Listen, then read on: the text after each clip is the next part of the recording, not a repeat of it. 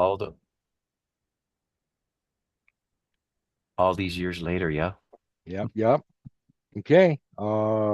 Introductions I don't think are necessary, but I'm with Stephen Capellas. You are in Vancouver, Washington. Is that correct? That's correct.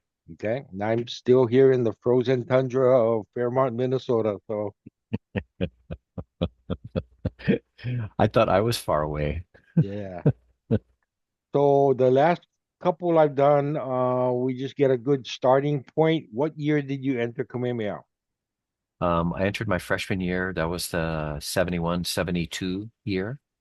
So I started as a freshman. Okay. Where were you before that?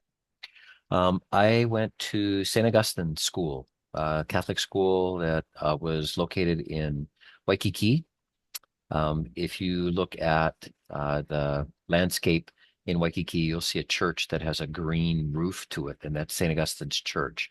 The school was about 2 blocks away on Paukalani Avenue. Um, it kind of a funny story. I went home in December to visit my sisters because one of my sisters has cancer, so I went home to visit with them, and I stayed at the Waikiki Banyan Hotel. And where I looked out the window, I looked right at the school, St. Augustine School. The buildings are still there, but the church sold the property years ago. So I Did kind of you walked live in around it. that area? I lived in Kapahulu, so it was Okay. about 10 or 15 minutes away from school. So if my dad didn't take us to school, then we walked to and from school. Back in the good old days when you could.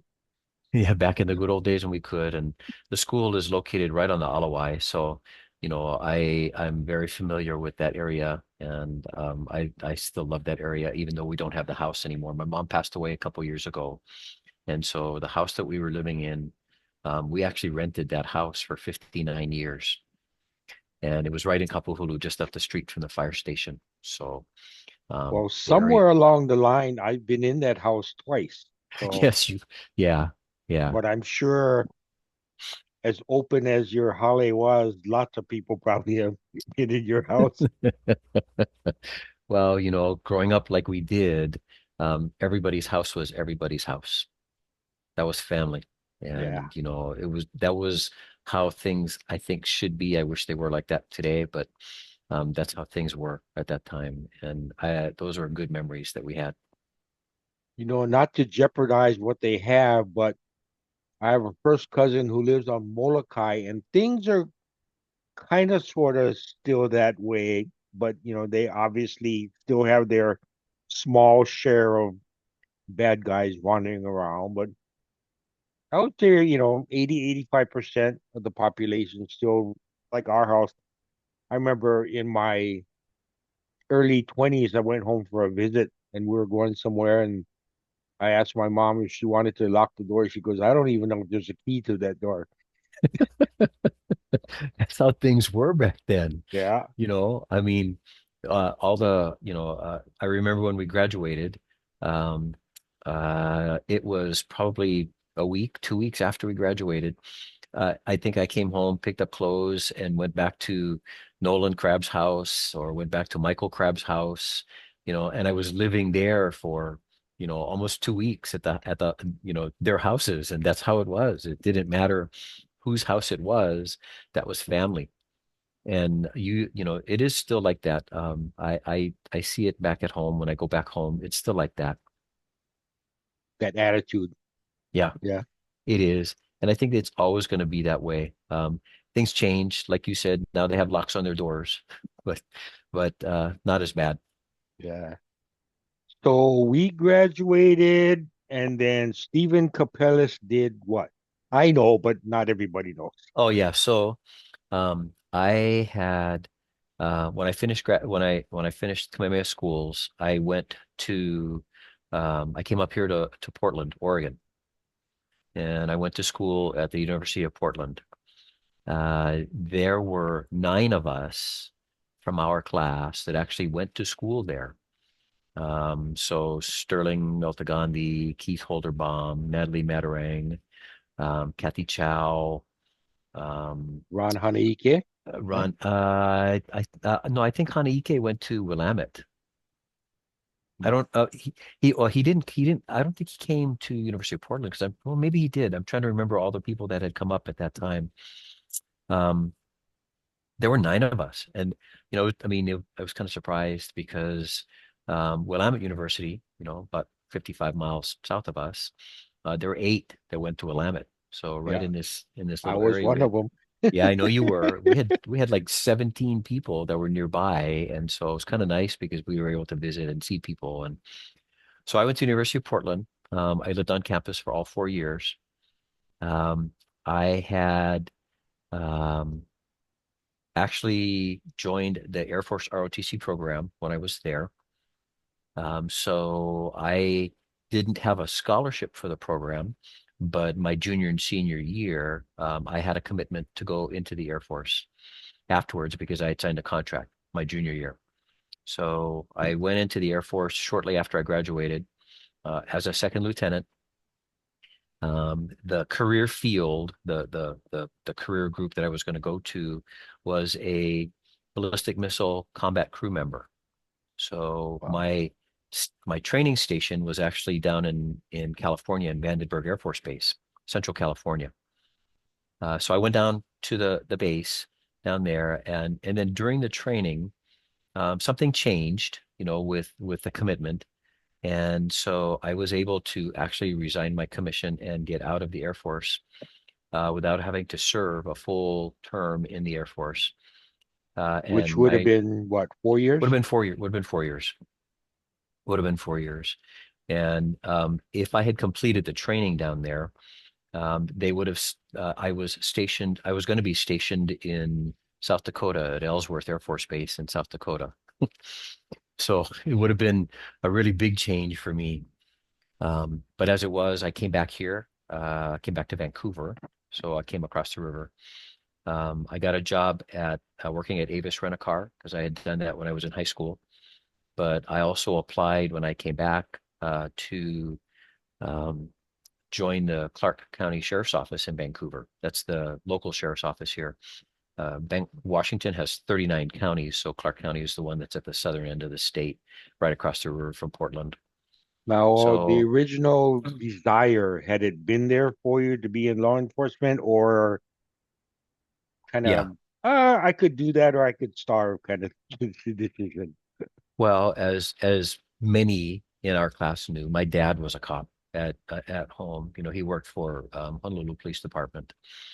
And so from being a little, when I was very little, it was what I wanted to do. I knew that I wanted to become a cop because I kind of wanted to follow in his footsteps. And when I was young, when I was little, our family car was the police car, like a lot of the police cars are in Hawaii. And so sometimes my dad would be asleep in the house, and I'd go outside and turn it because he never locked the car door. I'd go outside, turn the police radio on, and sit in the car and just listen, to the radio. Every once in a while, I'd click the mic, just to hear the little click. And I thought someday I'm going to do that. And so I'd always wanted to do that, and I had applied for the sheriff's office in Clark County, and that was the only agency I applied for. I didn't apply for any other agencies. But when I went to the University of Portland and graduated, I graduated with a double major in psychology and sociology. And a lot of the classes that I had taken were law enforcement related classes because at the time, the University of Portland had a law enforcement education program. And you could actually Interesting. get a degree in that specialty for law enforcement education. But because I wasn't a cop and I hadn't been one yet, I got my degrees in psychology and sociology, same classes, just different degrees. And I found that the degrees really did come in handy when I started working as a deputy sheriff at the sheriff's office because psychology is the study of um, individuals and sociology is the study of groups. And Huh, I never stopped to understand, realize that. yeah, they were. And it was also interesting because throughout the process of my degree, when I was getting my degree, we learned about the psychology tests that they would give to people when they applied for jobs, like in the military or in security or in law enforcement. The tests like the Rorschach, the ink blot tests, thematic apperception tests, We studied the tests and we studied how the results of the test could assist companies in looking at people's psychological backgrounds. And so when I hired on with the sheriff's office, those were the tests that they gave us. And so it's kind of interesting to see how they, for example, the one of the tests, they they ask you a bunch of questions, and so they ask you questions, and then they ask you other questions, and then they come back and they ask you the same questions again, and then they ask you other questions, and then they come back and they ask you the same questions again. And it's because they want to see what your answers are if your answers are going to change based on the other questions that you're relating to. So when they grouped it with different questions, it was interesting to see if our Um, answers changed. Anyway, I got hired by the sheriff's office in August of 1980. I graduated from UP in 1979, and I got hired in 1980. And at the time, for Clark County, the sheriff was actually from Hawaii. His name was Frank Kanekoa. He had a cousin that was working for the Vancouver Police Department at the time, Bob Kanekoa. And Frank's family was here. His wife and his kids were here. And, I came to find out that he had actually worked with my dad at one point in time in Hawaii, at wow. HPD. So I was the second Hawaiian working at the sheriff's office. Um, there was a pretty good connection there. Um, when I graduated from the academy, my dad actually came up for my graduation. He surprised me. I didn't think he was coming because when I was growing up, I told him that I wanted to be a cop, and he said, "Don't do that." He says the job's too hard. It's hard on the family, and you work a lot. But I told him it's what I wanted to do. Well, when he came up for my graduation, he sat down with me afterwards and he told me, he says, "Well, I told you not to do this." He says, "But I'm kind of proud that you're doing this." So it made me feel good, because here's my dad. He was very well known in Honolulu. And people said, "Well, why did you go back home to Hawaii?" And I said, "Those were big shoes to fill." He had, he was a big personality, and everybody knew Cappy back then. And I didn't want to have to try to fill his shoes. I wanted it to be mine.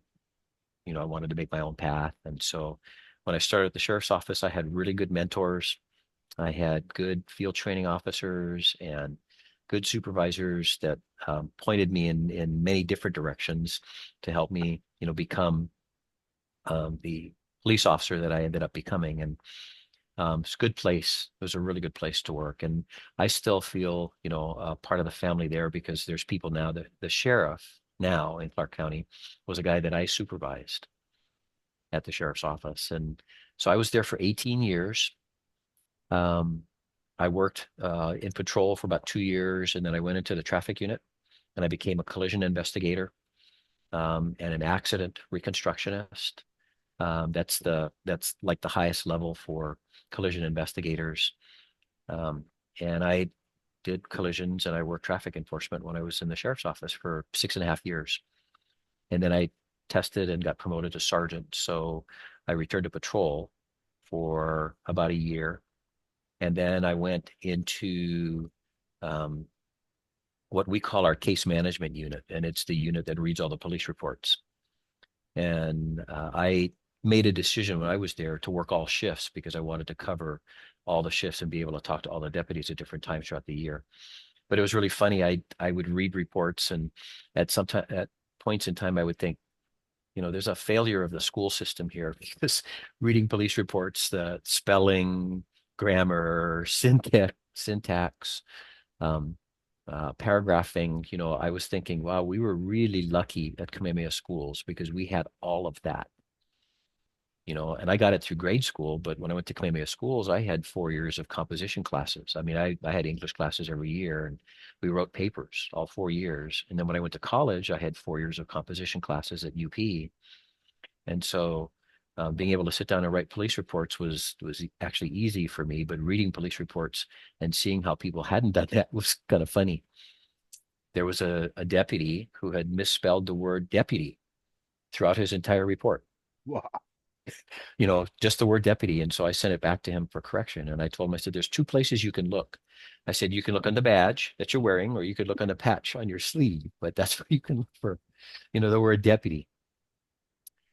So I did a year in case management, and then I went back to patrol for a little bit, and then I was transferred to the training unit, and I was in the training unit for 2 years as the training sergeant. Taught me a lot. To work with new recruits or To I was in charge of training for the entire department. So when new hires came in, they came through me, and then we made assignments for them to go out with their field training officers. And then when people wanted to go through training someplace, they sent their requests to me. And when we were going to do training in the agency, then I was the one that facilitated the training. So I was the one that put together the instructors and the location. And there was a wow, cover sergeant. a lot of ground. It did. It did. The sheriff's office was a pretty good size at that time. And there were two sergeants, me, and then a sergeant from the jail, because the sheriff's office had also a jail in it. And so we worked together. We actually had our own range, our own firing range, and so we managed the range as well. Schedules not only for us but for all the agencies that use our range, because at that time we were one of the only places that actually had a range.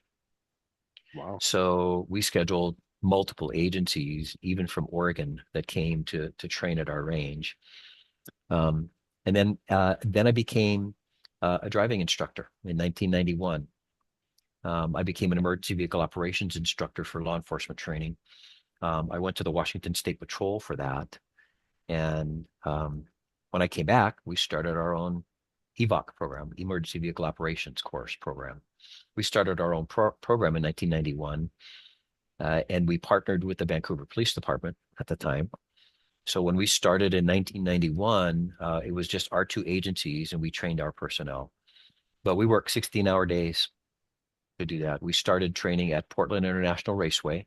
That was the only facility available to us, but it was really a good place to start training at. And they were very good to us there anyway. They treated us really, really well. And I look back now, and back in 1991, when we rented the facility, it cost us $90 a day to rent the racetrack.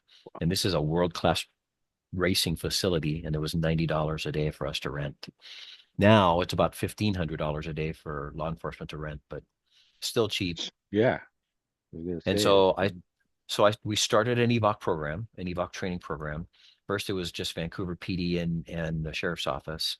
And eventually, over the years, it grew to be a regional training program. When I left in 2010, because that's when I retired, but we'll talk about Vancouver in a second. Um, when I left, we had 25 instructors from 6 different agencies, and we had a regional training program that was recognized in the state for being one of the best, because we had put together this regional program so all the agencies in the region could train with us. And it was cost effective for the bigger agencies and the smaller agencies, because the small ones couldn't afford to send people to training, so they could come to us.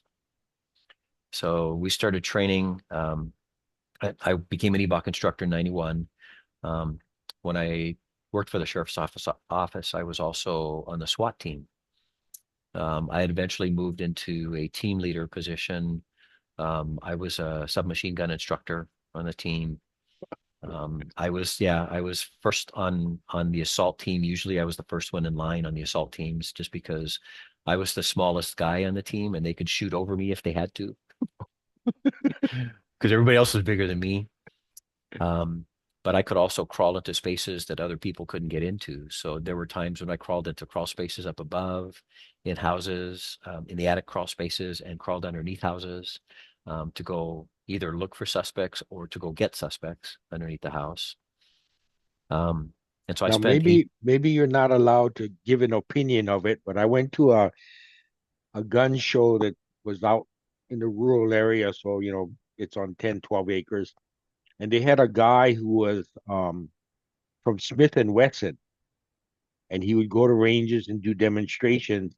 And he said one of the coolest things about his job, surprisingly, is the fact that he could find out ammo anytime, whatever quantity, you know, and just blow through it and not have to sign no papers or nothing. And I thought in the back of my mind, you know, I know what real range time is like. Yes. and to be able to walk in and not have to worry about ammo being an issue, I thought that would be kind of nice. And you talk about submachine gun. Now I know you're blowing through rounds there, man. Yes, very fast. Well, and um, like I said, I was very fortunate in my career, to follow the paths that I followed. And I really enjoyed my time on the SWAT team. We didn't have any limits to ammunition, first of all. And when I started at the sheriff's office way back in 1980, the department issued guns to us were Smith& and Wesson Model 66 revolvers. They were 357 caliber revolvers. So bigger gun, I mean, when you're looking at a caliber of gun, the ammunition is a larger caliber. And I remember telling my dad, because my dad had asked me, uh, back then HPD carried 38s. That's all they ever carried. And when I told him I had a 357, my dad's comment to me was, "What are you guys doing, killing elephants up there?" Because it was a good size. It's a good size round. Eventually, the sheriff's office allowed us to go to semi-automatic handguns. And so I transitioned to a Browning high power I bought from a friend of mine. And I love that gun. It's the platform for the high power is like a Colt 45. So the operation of the gun, the look of the gun, it looks like a Colt 45, just in a different capacity with the 9mm. And I loved it. Absolutely love the gun. And that's what I carried for the bulk of my career once I got that gun. But we did have ammunition. They gave us ammo every month to go practice. So we could take it. If we didn't practice, we could just put it away. And I still have a box that's full of ammunition that I got not only from the sheriff's office, but from Vancouver police when I ended up going to VPD. So there's Um, no requirement for you to put in X amount of hours a month or no, anything like that.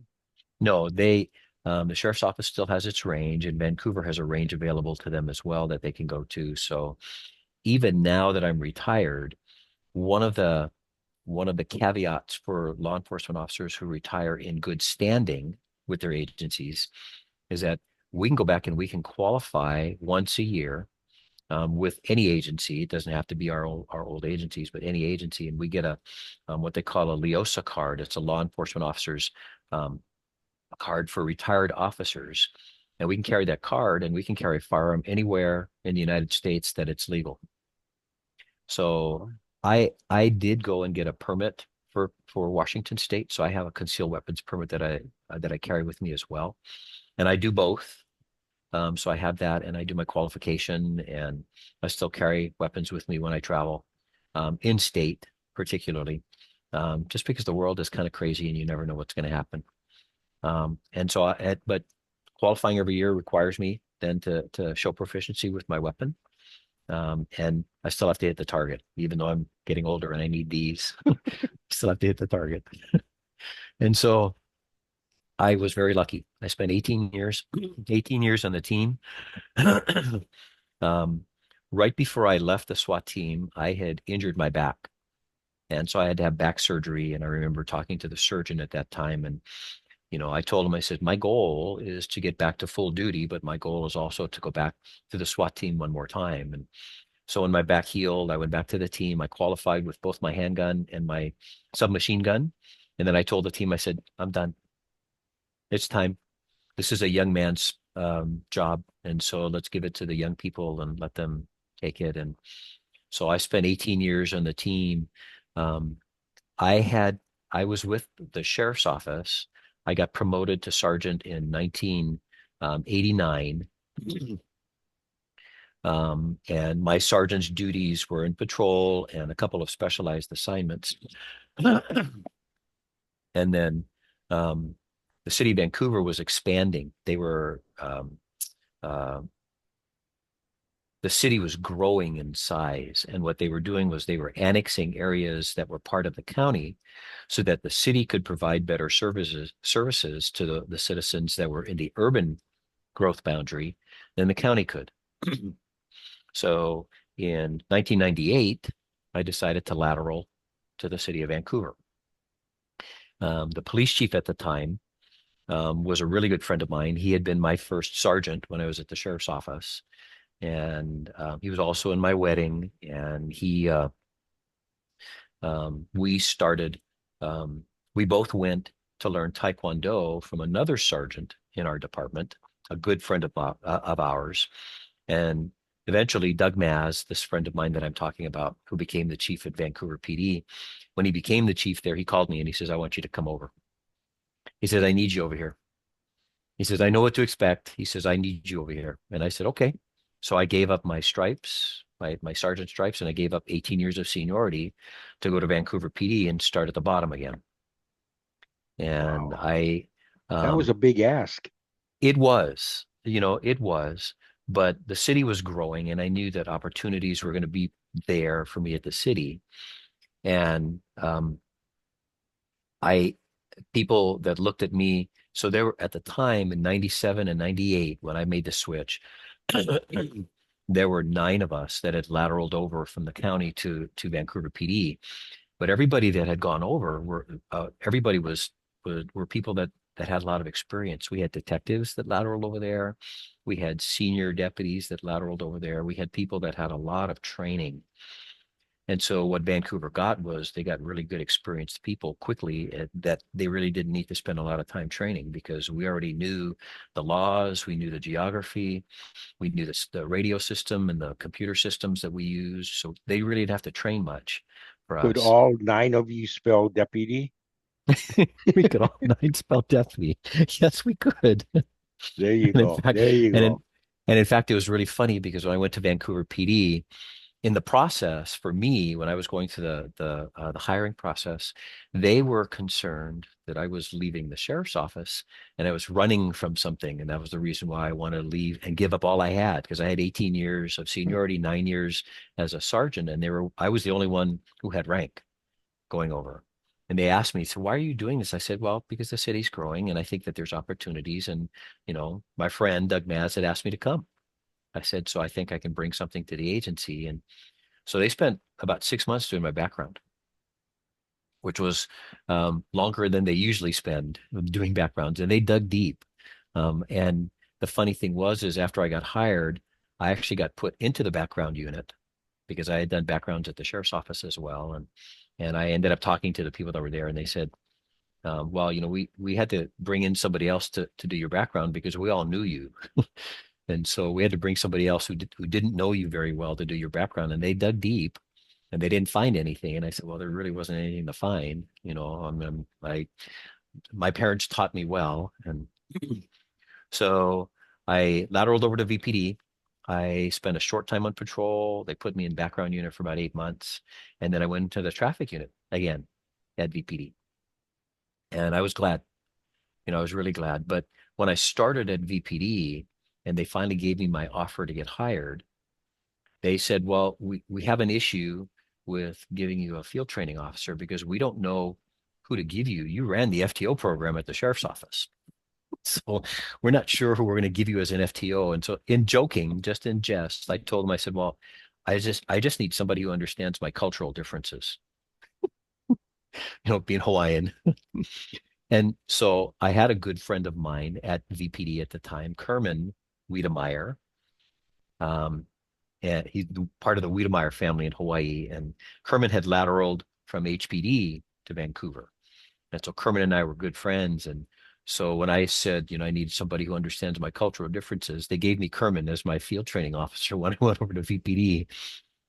And so Well, first night, now I'm curious because I am related to Whittemire, so I'll have to see yeah, if he somehow is layered in there. he's probably part of your layers, because the Wiedemeyer family is a big family. So it was funny. My first night on patrol at VPD, Kerman was my field training officer, and he was supposed to be. So at the time, Vancouver was hiring a lot of laterals from around the country, lateral officers from around the country. And they had a requirement for 20 days, that's 4 weeks, 20 days of observation time with laterals to get them on board, give them geography training, get them familiar with the laws, all of those things. But for me, coming from the sheriff's office, I really didn't need that, but they still had the requirement for 20 days. So we finished shift briefing on our first night, and I went out and logged into the computer in the car, and I was waiting for Kerman to come out. And Kerman sat down in the car and he said, "Okay, so who's going to be training who?" I looked at him. I said, "I'm the rookie," and he went, "Oh, bullshit, you are." He says, "You're not the rookie." So, so we went to calls and we did things. He was with me. Um, uh, that first week, we had a natural death, an 82-year-old woman who had passed away from a heart attack. And when I got there, um, I examined the scene. I examined the body. I looked at all of her medications. I called her doctor. I looked for any signs of injuries or foul play in the house. And we had a new sergeant that had shown up when I was there, and she had come from the sheriff's office too, but she had before me, and she got promoted. And so she walked up to me. She says, "So, do you need anything?" And then you could see the look on her face. It was like, "Yeah, I think I'm asking a question that I already know the answer to." She said, "You need anything?" I went, "No." She says, "You really don't need me here, do you?" I went, "Nope." She said, "Okay, I'm going to leave. I'll see your report later." So I finished the report and I sent the report in, and the sergeant who read the report called me in the office and he said, "I want to talk to you about your report." And I said, "Well, if there's a problem, tell me, I'll fix it." He says, "Oh, no." He says, "Do you write all your reports like this?" And I said, "Yes." "Is there a problem? Tell me, I'll fix it." He says, "Well, no." He says, "This was just the natural death, but this report reads like a detective's report. Like, I mean, you covered everything, so the detectives have nothing to look at later on in case somebody brings up the issue of her, maybe being killed instead of a natural death." He says, "The fact that you wrote it like a detective's report," he says, "we just don't do that here at VPD." And I looked at him and I said, "Well, shouldn't you?" Uh-oh. Yeah. And Yeah, so Stephen, just go in there and start stepping on toes, I did, Stephen. I did, I did. Having 18 years of experience and then walking in, they all went, well, I had people before I left to go to VPD, guys at the sheriff's office said, "Well, what's it going to be like when you go over there to have to ask for permission to do things?" I said, "What are you talking about?" They said, "Well, everybody that we talk to says they have to ask for permission when they go on a call to make an arrest or to do certain things." I said, "I don't have to ask for permission." I said, "I know what I'm supposed to do and I'll do it." And so my sergeants, the shift sergeants that I had, they loved it because they really didn't have to spend any time with me. In fact, Kerman was supposed to spend 4 weeks with me. And after the first week, he went to the training sergeant and he says, "This is ridiculous." He says, "Why do I need to spend time with Steve?" He says, "He knows everything. He ran the program. He trained us on our computers. I mean, he did all of this stuff. I don't need to spend time with him." And the sergeant said, "No, we need 20 days of DOR. It's the process." And Kerman said, "Well, how about if I just shadow him? I don't need to be in the car with him. I'll just, follow him on shift. It'll be like having another person on shift." And Sergeant went, "Okay." Well, one of the exercises that they did for all the laterals was they gave us a sheet that had all of our laws on it, the revised Code of Washington laws, the ones that we dealt with on the regularly. And the requirement was to go look up the law and then write out what the law said so that you could learn what the law said. Well, I'd spent 18 years working with Washington state law. So here's this exercise. And I looked at Kermit and I said, "Really?" I said, "Okay, I'll do this." So I started working on it. I started writing stuff out. And then I told him, I said, "Everything's on the computer, right?" And he says, "Yeah." I said, "How about if I just copy and paste it in?"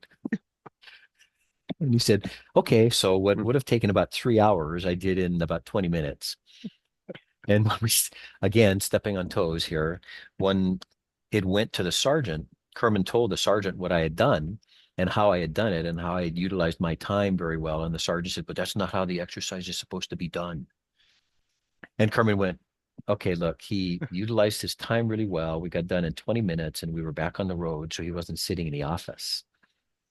Think about the bigger picture here." And so I guess in my tenure at VPD, I had a tendency to step on people's toes every once in a while just because I was very well trained from the sheriff's office. And I felt very fortunate to bring all of that with me when I went to VPD. And it So I went also in the, reminds me, back in the 80s, I worked for a place and my boss's desk had a sign on it that said, "There's no reason for it. It's just our policy." You need 20 days, Stephen. I don't care if it's irrelevant or a waste of time. You need your 20 days because it says right here It's you need 20 days. policy. It's Yeah. policy. Well, and law enforcement is all about liability. They want to make sure they cover their bases so that they can say that they did what they needed to do. And I understood that. So we finished. And then once I was done, I went into the background unit for about 8 months. I had a chance to go to Guam to do a background on a guy that we ended up hiring. Wow. And yeah, and so, from a career standpoint, it was a good move for me because I ended up coming back from Guam, finishing my time in the background unit, and then I went right into the traffic unit, and I spent 10 and a half out of 12 years at VPD in the traffic unit doing what I love to do, which was traffic collisions, collision reconstructions. Um, I was on call for accidents, and so because I was usually here, I was the one that went on call for the accidents. And so I've seen my share of just about every kind of accident that you can imagine, every kind of collision you can imagine, from a single car, one car rollover to multiple fatalities, and I learned a lot. And the what helped me later, here in life was all the stuff that I learned. I was able to kind of turn around, and that's part of the work that I do now. I have my own business.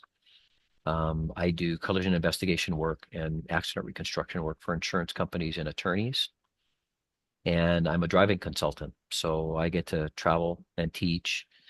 Um, I'll back up a second. For my family life, I married my wife Jeannie in 1990.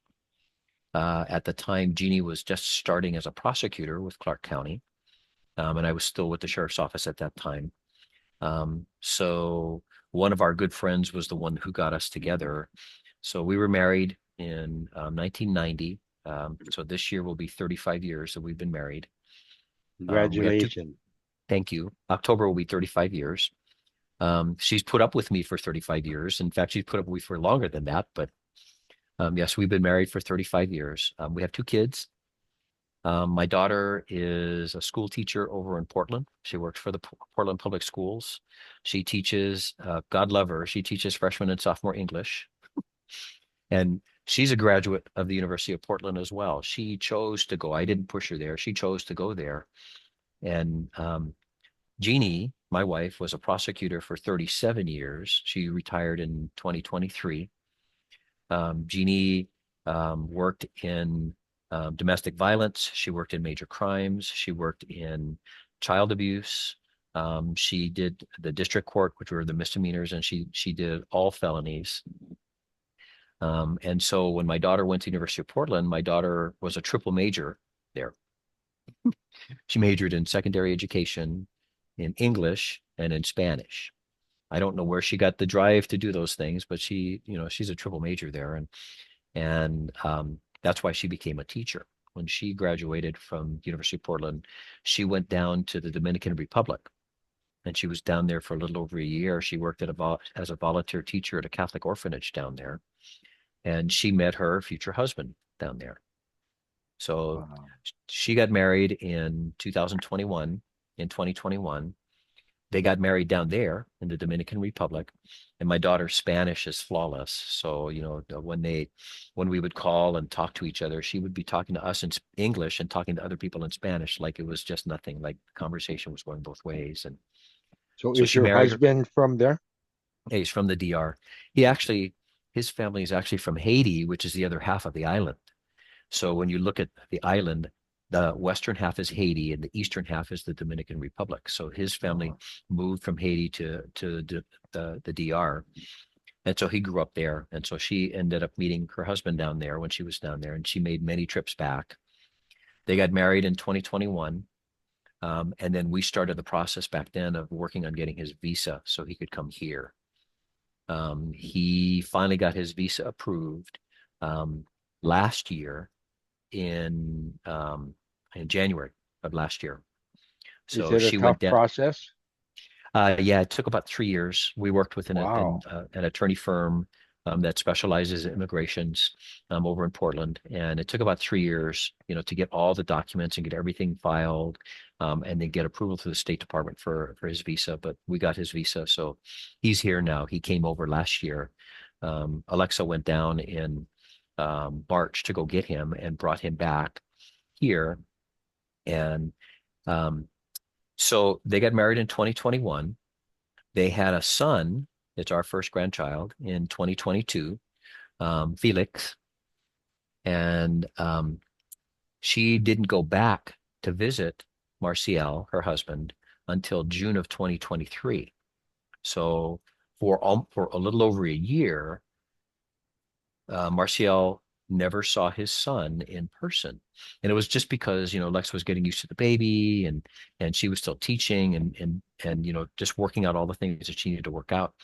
So when she finally went down to the Dominican Republic in 2023, she sent video of when they first met, when Felix first met his father in person, and they had FaceTimed. So this is to say how great technology is. They had FaceTimed so much that Felix knew his dad.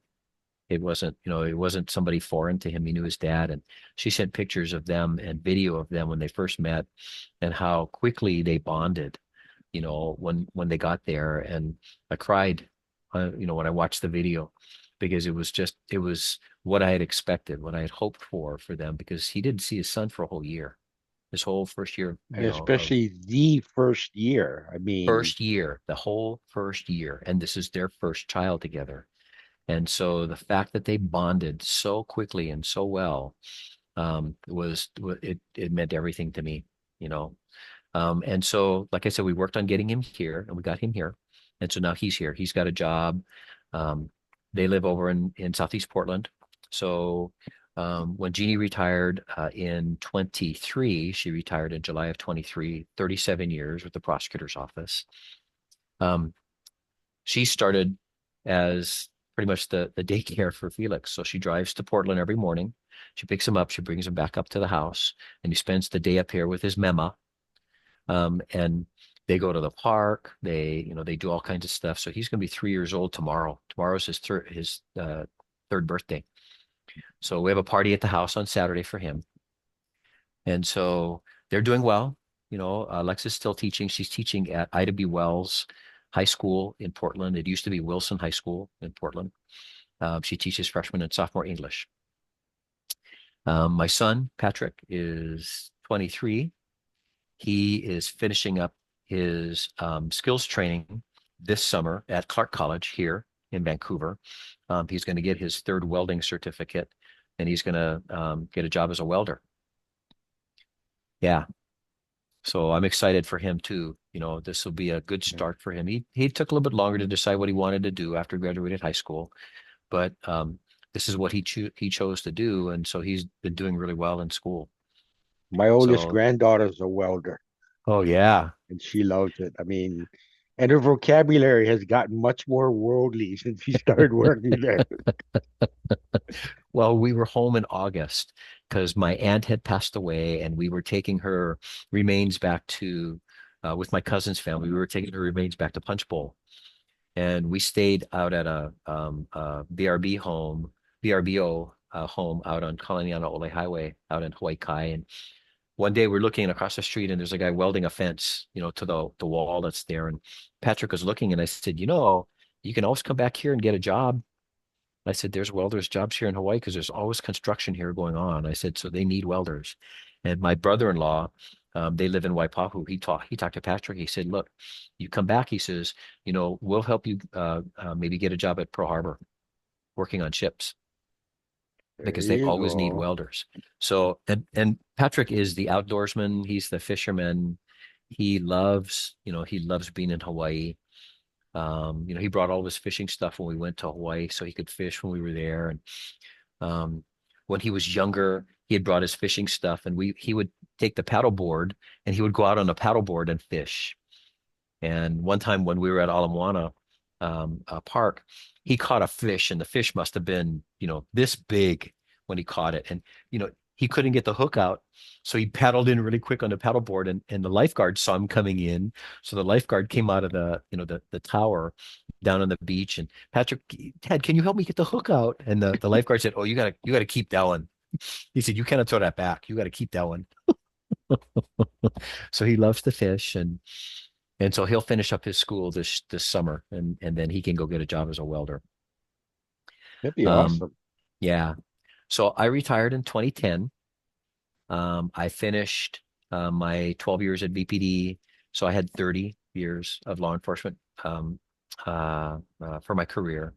Um, and then after I left Vancouver, a friend of ours, a friend of a friend of mine, got me hooked up with one of the oil companies. And the company was based in Houston. So they had a driver's training program and they were looking for people here in the United States who could train employees because they were bringing people in from Australia. They had a contract company that they were working with and they were bringing in people from Australia every month to train their employees here in the country. And they said, we want to develop instructors here. So I went and became an instructor for them and a driver's trainer for them. So I got to travel right after I finished my initial training with the class. And the funny thing was, is my friend Dave Scott and I, um, we were being trained by this company to do their driver's training program. And the instructor who was teaching us was from Australia. He was working for this contract company. And on Tuesday of the first week, he pulled us aside. He says, so why are you guys in this class? And we said, because we're learning how to teach, what the company wants us to teach. He says, I looked at your resumes, both of you. He says, you guys could be teaching this class. He says, you guys don't need to be in this class. I said, yes, we do. I said, because we need to teach the way you guys want us to teach this class. I said, we can always learn something. And so it was a really good experience for us. It was a 2 week class, but they finished our training in a week because they said, yeah, you guys don't need the second week. You guys got all this training already. You don't need it. My Now, friend, Australia, do they drive the other side? they drive the other side of the road, Okay. but they are very big on traffic safety there. And you would appreciate that, having your history too. They're very big on traffic safety. They emphasize traffic safety much more than we do here in the United States. Their public safety announcements, their PSAs, they're kind of brutal sometimes, but they take a pretty hardline approach to traffic safety because they have pretty nasty wrecks down there. What I think would be a challenge to at least be aware of, though, is a lifetime of or a driving career full of muscle memory Yes. that you've got to try and overcome. Yep. Well, being having the opportunities that I've had to learn and do the things that I've done, I've developed connections. So one of those connections was the racing school at Portland International Raceway. Um, I became a skid car instructor in 1992. So the skid car is a platform that bolts onto the car and it has hydraulics and you can raise the car up so you can make the car slippery. It's like caster wheels on a chair and the wheels go up and down and it changes the platform. So you can slip in the front, you can slip in the rear, you make the whole car like driving on ice at 10 miles an hour on dry pavement. Well, the connections that I made there, I had an opportunity to go to Japan for a Toyota event, an event with Toyota. And they drive on the other side of the road in Japan and they drive right-hand drive cars. And so when I Now, was in Australia, which side is the Australia, steering same wheel on? thing. Okay, They so drive it's they drive left side of the road, right-hand drive cars. yeah.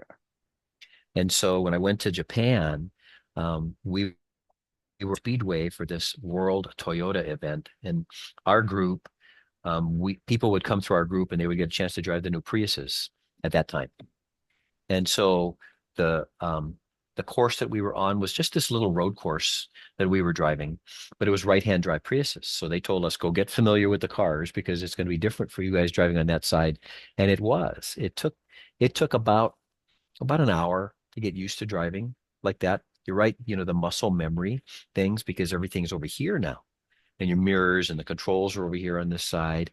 But driving on the course, it was really fun because the people that I worked with there, most of them were actually racers. They were young people that they hired as instructors, but they were race car drivers. And I was driving with my Prius, and there was a kid following me, and we were doing laps on this road course. And we came in after we were done. We came in, and the kid, I called him a kid because he was young. He came up to me and he says, "So what do you race?" And I said, "I actually don't race." I said, I'm a cop. I just learned how to drive, being a cop and training at all these different locations and stuff." And he says, "Really?" He says, "I watched your lines." He says, "Your lines were so much better than mine." He said, "And I race all the time." He said, "But did you learn those things from racing, from being a cop?" I said, "Yeah, I did. I had really good teachers, and being skid car trains everything. So I was very lucky." When I started with the oil company, I finished that 1 week class. They sent me to China to do the training over there. They said, we figure you can go and you can pretty much do what you need to do there, and we don't have any worries about it. So I was supposed to take a flight from Portland, and the flight was delayed. And so they were expecting me the next morning in China. The flight was delayed. Actually, they were expecting me on Monday, and I was leaving on Saturday. So I left on Sunday. I got there Monday morning. So my flight was delayed, and they had called and said, "Well, Steve's probably not going to be available on Monday, so schedule it for Tuesday." Well, I got there, you know, late Sunday night, early Monday morning. I got a couple hours sleep. I showed up at the office on Monday morning, like I was supposed to, and they said, "Well, we didn't expect you to be here." They were so nice. The company was really nice, and the employees there were really nice, and we didn't expect you to be here. I said, "I'm supposed to be here. This is when I was scheduled to be here Monday morning." And they said, "Yeah, but they told us your flight was delayed." I said, "Well, if you guys still want to go, I'm happy to do the training today." And they went, "Yeah, sure, we can do it." So I got a phone call that night from my boss. He called me and he says, "You made us look really good." I said, "Why?" He says, "Because you showed up when you were supposed to. We didn't expect that you were going to do that. We had called him and told him you were delayed." I said, "You pay me to be on time. I'm showing up on time." And he says, "You made us look really good." And I said, "Well, that's why you guys pay me, because it's what the company expects." I said, "My parents taught me well. They said, if you're supposed to be someplace, show up." And so I had a chance to go to China. I got to see the Great Wall. I got to walk along the Great Wall of China. Um, I saw the Olympic Village right in Beijing, because I stayed at a really nice hotel in Beijing. And I'd never ever thought I'd ever have a chance to go do something like that. So having had a chance to go to Tokyo, and Japan, and then China, very exciting for me. But once I started working for the oil company, I got to travel quite a bit.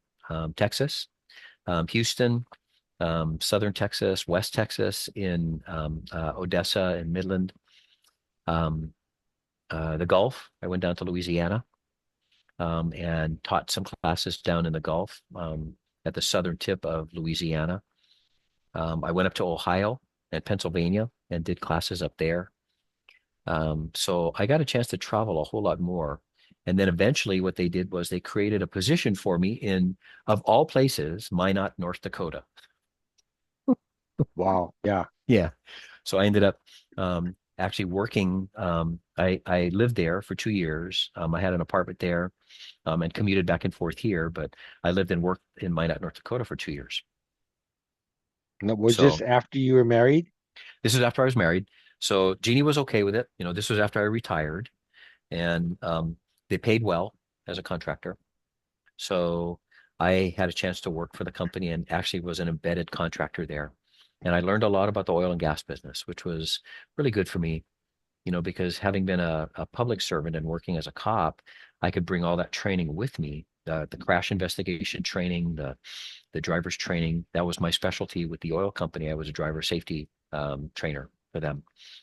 And I was in charge of their fleet, so I could watch on the computer and see where all the cars were, all the pickup trucks were, because they all had systems, in vehicle monitoring systems, where I could see who was driving, how fast they were going, and I trained everybody, all new employees and all the current employees, on driver's training.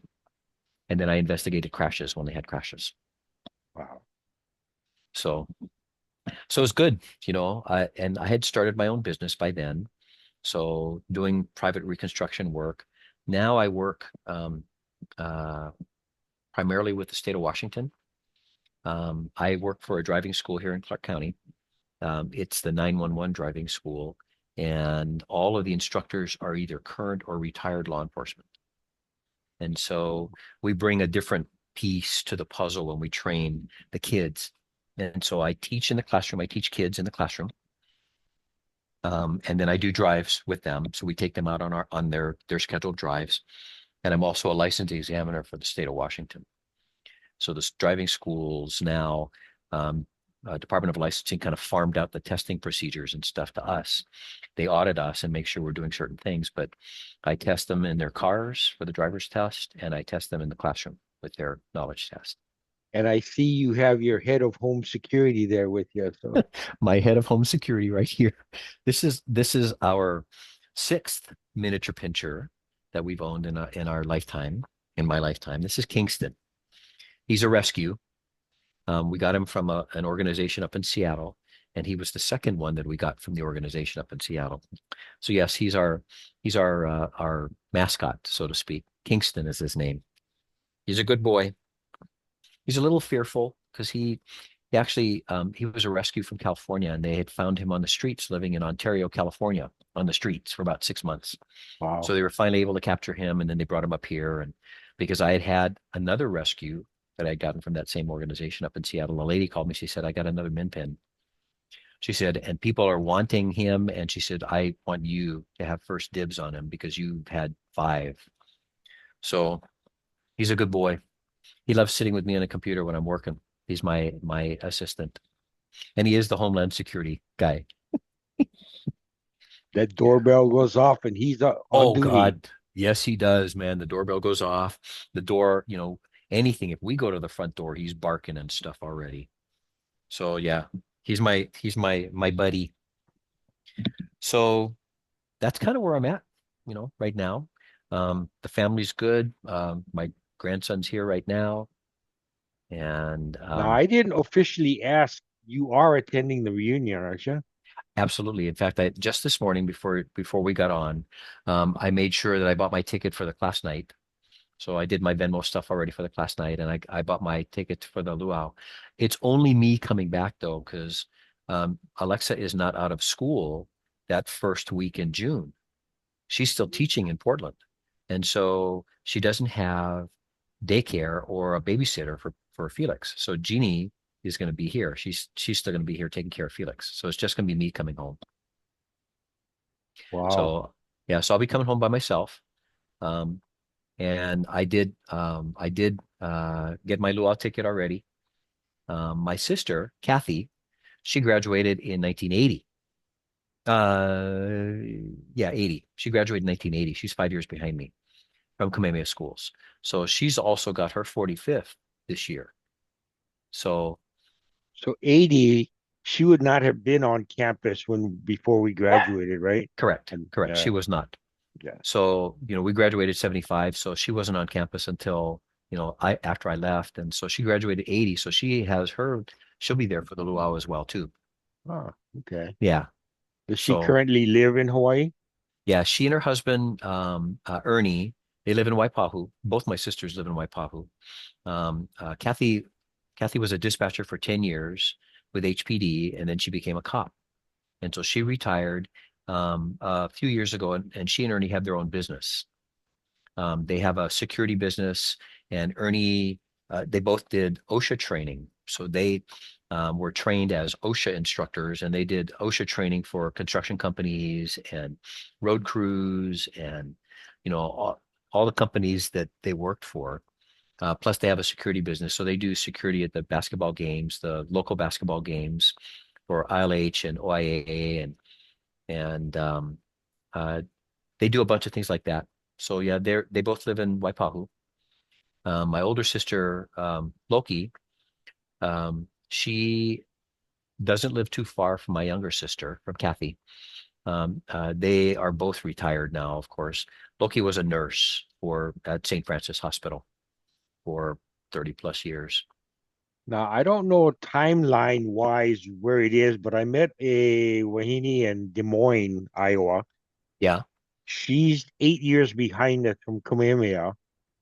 And she said that her dad was chief of police, last name Gibbs. Would you have ever heard that name or? Yes. Yes, I Okay. did. I remember that. And Kathy we would always talk about, the jobs because she was a cop and back there. So I do remember that name. Yeah, I do. She said it Um, made her high school real rough because when they'd be running Kalakaua, a squad car would go up and go, yeah, well, I lived that in my life. My dad always told me, he says, don't get in trouble. He says, because if you get in trouble, I'll hear it before you get home. So I didn't get in trouble. I was always the straight one.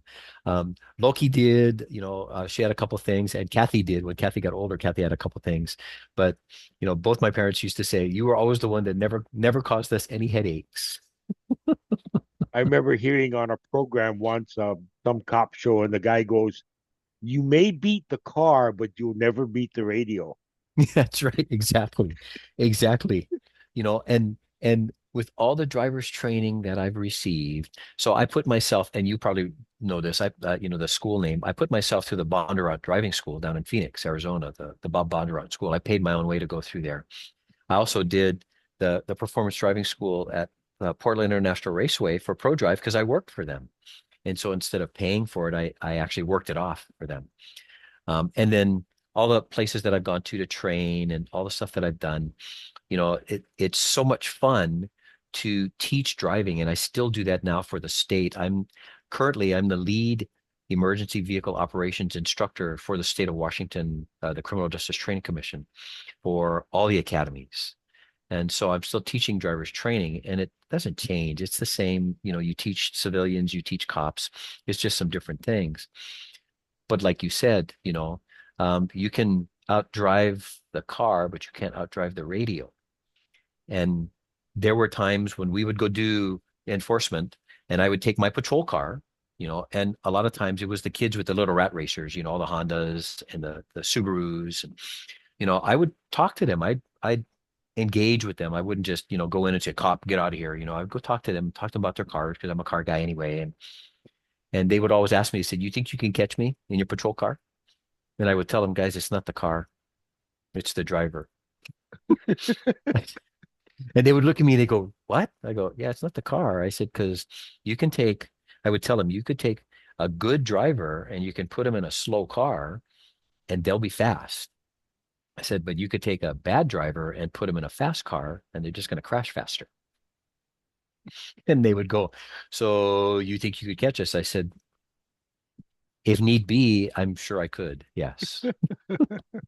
I wanted to plant that seed with them because I didn't want them to think, the cops are all bad. And, I wanted them to know that, look, we're human beings and I love cars and I would look at their cars and give them a chance to talk about their cars and stuff. But I would tell them, look, if you screw up, I'm going to be right around the corner. So don't screw up. And that was kind of how I treated everybody, as a cop. I wanted to treat them because my parents taught me two things: treat everybody the way you want to be treated and leave your place in life better than you got it. So when you do something, do it so that other people can do it better and easier than you did. And I tried that throughout my career, and I was very fortunate to have good mentors who taught me the same things. And so now I'm trying to teach others the same things that my parents taught me.